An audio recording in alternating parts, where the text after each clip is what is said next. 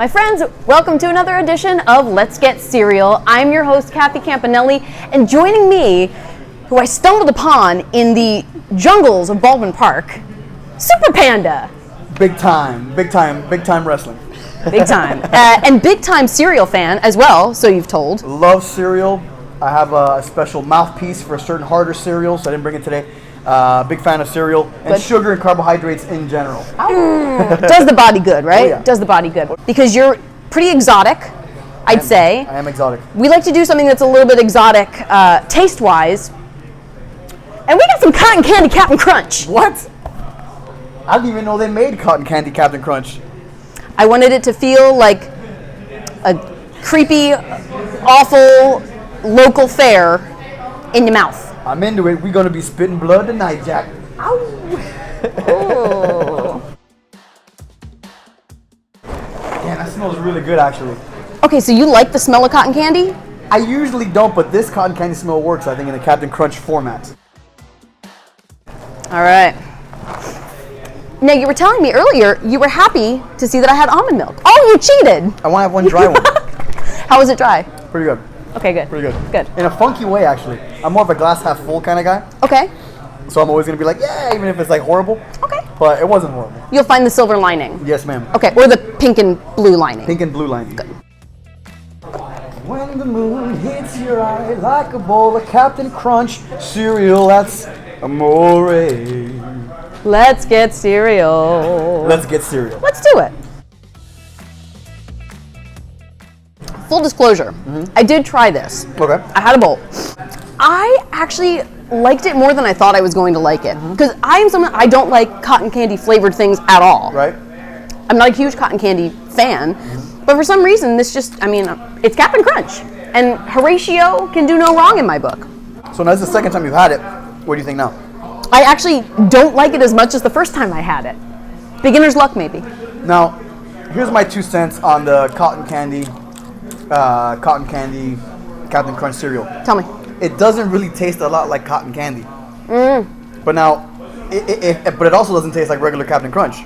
Right. So if you're gonna call it cotton candy, Captain Crunch, then you better go all the way. Like you can't walk in the middle of the road. You can't. It's got to be all the way Captain Crunch normal or all the way Captain Crunch. Because now this it's not bad, but it doesn't taste like cotton candy. It doesn't taste like Captain Crunch. So I don't know, like I don't know what to believe anymore. It's like Captain Crunch, but slightly off. Yeah. No. Let's get to know our Super Panda a little bit more. I think about you and I think about the idea and the concept of being endangered. Now, on that line, what is a fashion trend that has now become extinct that you wish you could bring back? That I wish I could bring back? Spurs. Spurs? Yeah. Spurs. Please explain this. I just think they look cool. I have this funny image in my head of like Converse sneakers or like a cool Nike sneaker with Spurs on it. And then you're walking down the hall and you hear the ching ching, The clinky clinky clink. It's just badass. So like combining like a modern sneaker with Spurs would be kind of cool. I'd bring back Spurs. Spurs. Okay. It's a very kind of like almost Western sort of feel to it. Yeah, like a shiny cowboy metal Spurs, Jack. Now, were you a fan of like Westerns or that whole like vibe or anything like I that? just think Spurs would look cool on sneakers. That's cool. Like you mash fashion together. You get a Mashin'. Mashin'.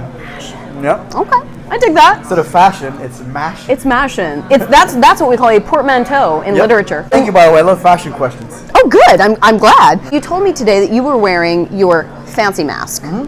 When did this iteration of Panda come to be? Tell me kind of about your journey as Panda. As a kid, I was a big fan of the Attitude Era. Okay. And when WWF got sued by the World Wildlife Fund, they lost the F and it became WWE. I was very annoyed. The World Wildlife Fund, their logo is a panda. So as an FU to them, I'm going to be a cigar smoking, whiskey drinking, cotton candy cereal eating, wrestling panda. Spurs wearing, Yeah. Converse wearing. I like the mashing of a panda character. You think it's like a joke thing, but the wrestling is actually very serious and very high end in my opinion. You actually have more of like a martial arts background as well. So you're a tough freaking panda. Pound for pound, I could get the job done. I didn't always used to wrestle in a martial arts style. I wrestled a more of a traditional style. I just enjoy that Memphis kind of, Mid-Atlantic type of style. but I also like paying rent, and it's 2019 in the wrestling world. This is fair. So I started incorporating all of my martial arts background, and people love it. And I actually am having more fun too, and it's interesting to be able to do some new stuff in stylistically in professional wrestling. And so too, like you were talking about, liking kind of combining different elements that might seem not even polar opposites, but something you normally wouldn't see together, spurs and chucks, Right. or what have you, Right. pandas and Right. aggression. Yeah, it's fun because I'll, one minute I'm doing a spinning heel kick, the next minute I'm just straight up stalling suplex, brother. You know what I mean? It's fun. And furthermore, I think that martial arts in professional wrestling is the wave of the future because all the flips have all been done, so everybody sees it, right? But martial arts techniques get a huge pop.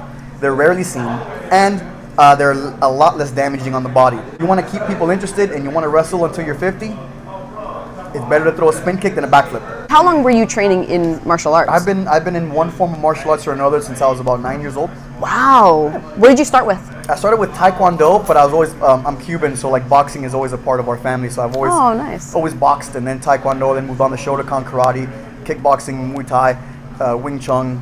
But not like I didn't like become masters on all those. I just trained them, learned what I wanted to learn from them, go to another thing, and then keep training it and keep developing ways to combine stuff. Like the jack of all trades kind of element of it, where you can take little bits and pieces from every style. And was it kind of a natural progression where one style would introduce you to another, or did it require a lot of research on your own? I was a broke kid. And martial arts class is expensive, and we moved around a lot. I never lived more than 3 years anywhere in my entire life. So you do Taekwondo class, it's 150, whatever it was at the time, a month, and then you move, can't afford it, can't keep going there because you moved, so you find another thing, and like, well, there's no other Taekwondo place nearby, there's a karate place, so I'll go do that. Oh, okay, wow. So I never got the opportunity to finish anything, so I feel like I'm a student of many things and a professor of nothing. And what an actually very interesting and kind of organic way, Yeah. where you're really just literally rolling with the punches and following the path as it comes. Not cool, just broke. But also kind of cool. But also kind of cool. Kind of cool, Also yeah. kinda cool. Also kind of cool. You're talking about enjoying a wide variety of cereals. Do you have a favorite? Oh, man. Or depending on your mood? Favorite cereal is like saying favorite movie. You know what I mean? So like that changes. I think it's more like a top 3 would probably be Pops, Honey Nut Cheerios, and Corn Flakes. Oh, Pops, Honey Nut Cheerios, and Corn Flakes. Yeah. Okay, and they're all pretty classics too. Right. And again, that could be interchangeable. Cereals like if you had a bunch of one kind, then you hate it. But then if it's been like months since you've had it and you had it again, then you love it again. Well, it's the idea too of trying a style, trying a class, and then moving on and trying something new too. Right. You move with the times and you move with the trends. Rolling Stone gathers no moss. Damn. Words of wisdom from Super Panda. Wisdom. Panda, I know we have a very exciting event coming up that we're both going to be a part of. Yep. And that's Rogue Tournament Wrestling. Oh, man.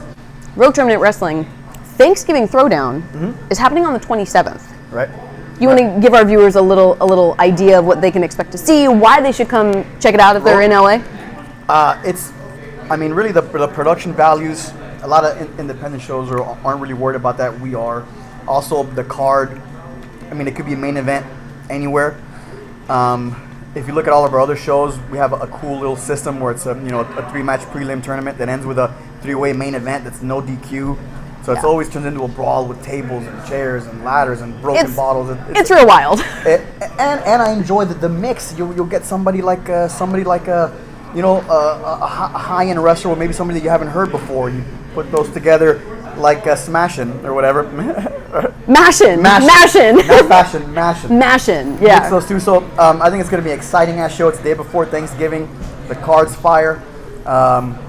We're excited about it. We'll both be there, so that's reason enough. I'll definitely be there. Campanelli's definitely going to be there. Do you have a message for any of the viewers out there? A word to the people. In this spinning mud ball that's flying around the sun at faster than a speeding bullet, there are 2 types of performers.